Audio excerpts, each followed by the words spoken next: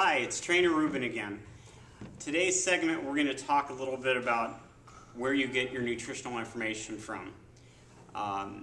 Not so long ago, when government was not so large and corporations were not as large as they are today, and they were not so tied together, it was clearer and easier to get your information about nutrition. We could also trust university research to kind of shine the light on topics that serve the public interest. Well, I don't know if many of you know this, but the food pyramid that we used to follow, the first food pyramid, was designed by the U.S. Department of Agriculture. And that was probably a bad idea to begin with, but people bought it as this is a good thing. And what you had was just a nice push for pushing large surpluses of corn and wheat onto the public, as this is the foundation of what you eat, no matter how refined, no matter how lacking fiber or anything like that. And today we have a new food pyramid that's called My Pyramid, and I'm probably sure that a lot of people don't know that that food pyramid was designed by a public relations firm that has done work for corporations like McDonald's. So it's sometimes surprising that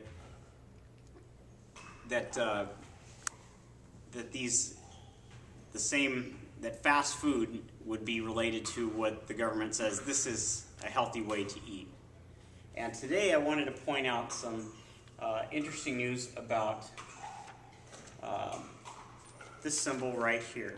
So you might see this on your store shelves, and it's called Smart Choices Made Easy. And in case they're worried, yes, there's a trademark there. It's I didn't invent that.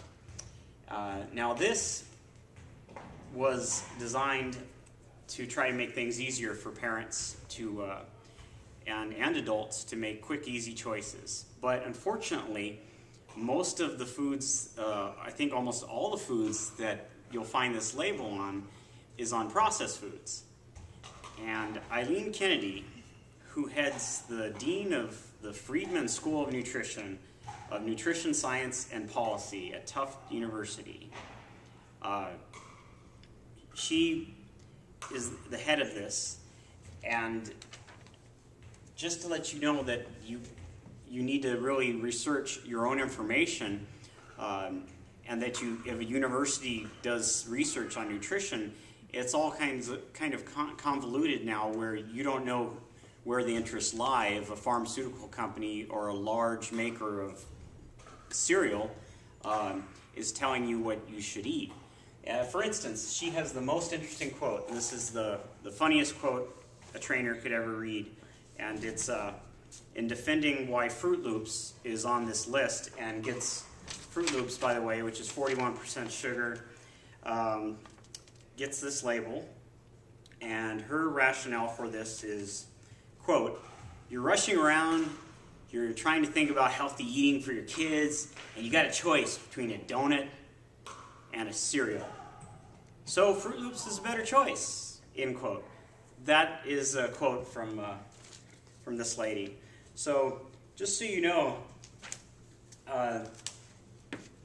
it's going to be harder and harder with few people controlling the media, few people controlling mainstream newspapers, to actually find out nutritional things. And unfortunately, this ends up hitting the least educated and the most impoverished people in the country in terms of information.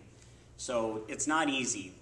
As a general rule, as far as some proactive tips, is avoid this label and shop on the perimeter of the grocery store. So you really want to just stay with whole foods. And a lot of people amazingly don't know what whole foods are. They're basically, you can just generalize that if it has one ingredient, it's a whole food.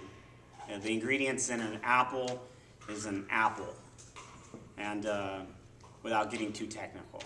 So stay on the outside of the grocery store. Meats, vegetables, produce, and things that aren't added. And of course, if you didn't know already, you want to shoot for local, organic food as much as possible, grass-fed meats, and that's it. And that will help you a lot, and you won't have to try to decipher or justify giving your children Fruit Loops, unless, of course, that's really what you're into. All right, it's Trainer Rueben. I'll see you next time. Bye-bye.